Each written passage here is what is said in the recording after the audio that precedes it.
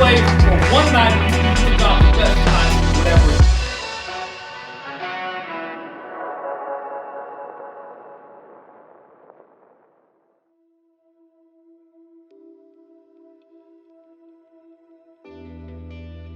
All right, here we go. I got 2 words for you today. 2 words. Here they are.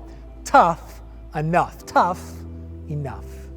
We talk a lot about being tough. We say all the time, tough people win.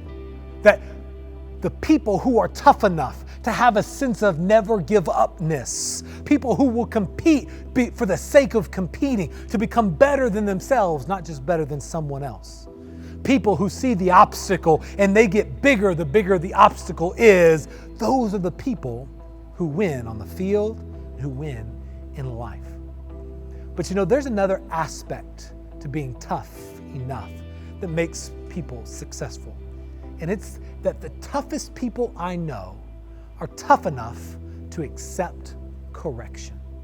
That when they get it wrong, they are not too proud to receive correction. That even when someone who maybe doesn't have their best intentions, maybe someone who hasn't been right before shares something, that they are tough enough to realize that even a broken clock is right twice a day. That you can learn something from anyone if you ask the right questions. They are tough enough to accept correction, and that's what makes them successful. But there's a lot of reasons why it's tough to accept correction. Whether it's pride or embarrassment, whether it's a sense of I've already got it-ness, whether it's a sense of doubt or a lack of confidence in your coach or in the teacher, whether it's just a general skepticism of anyone who would say anything critical to you. Whatever the reason, if you want to be successful, you've got to be tough enough to accept correction. But there are a couple other responses that can happen when correction comes. Accepting correction is not the only or default response to correction. In fact, I would say it's the toughest and least common response to correction. In fact, much more common is to ignore correction.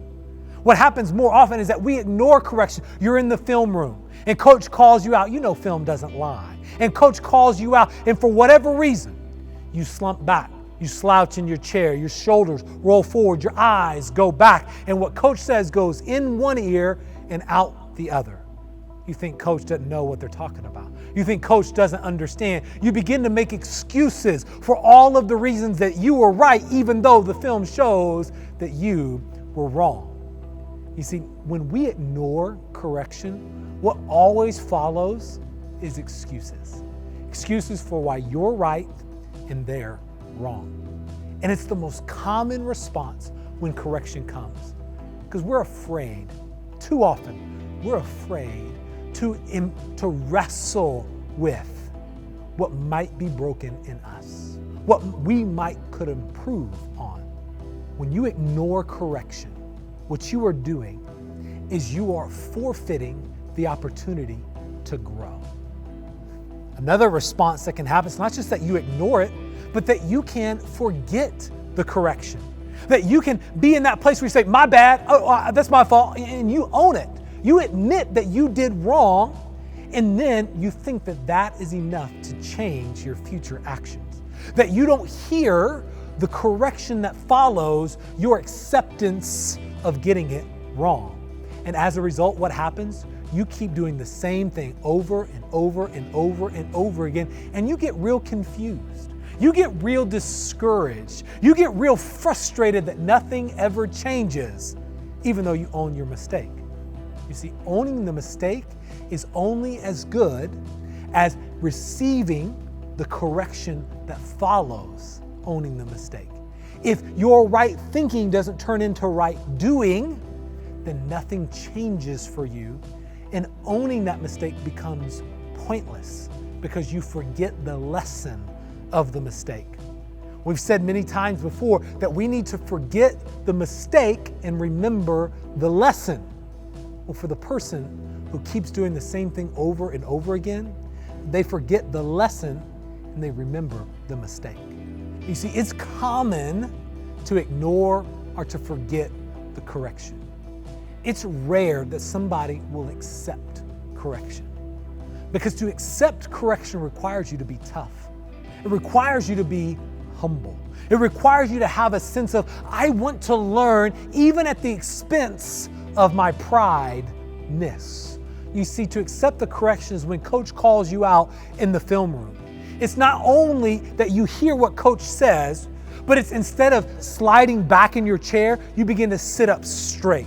That if coach is calling you out on the court, rather than hanging your head down low and slouching your shoulders forward in shame, instead you stand up straight with a big back, with a big chest, your shoulders square, so that you are in position to receive correction. You look coach right in the eye.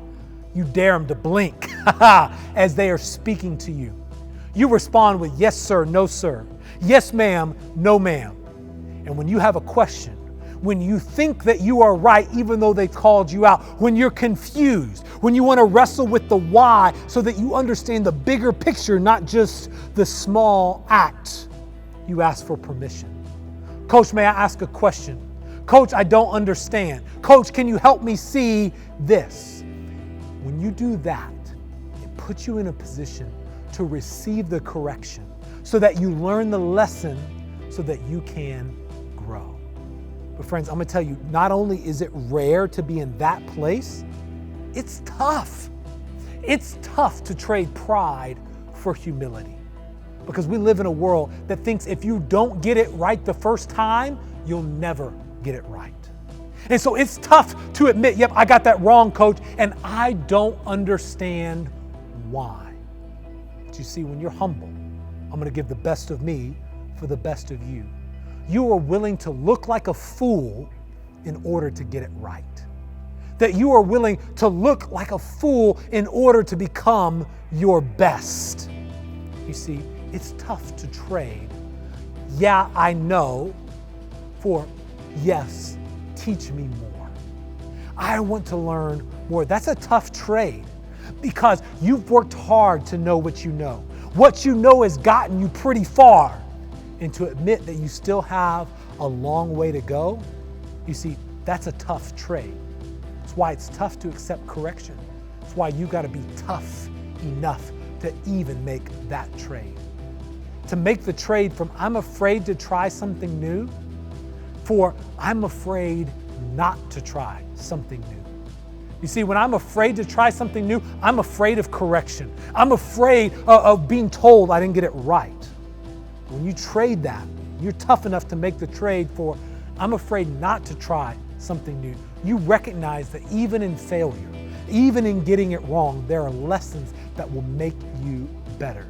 And so, friends, the question that you've got to answer today is this: are you tough enough to receive correction? If the answer is no, then the only person that's holding you back from success is you. But if you are, if you say, yes, I am tough enough to receive correction, you become unstoppable. Friends, I don't know your goals or dreams, big or small, short-term or long, but I do know this, that if you want to find success in the game of sports, in the game of life, it's not complicated. It's as simple as two words. You got to be tough enough. Let's have a good one today.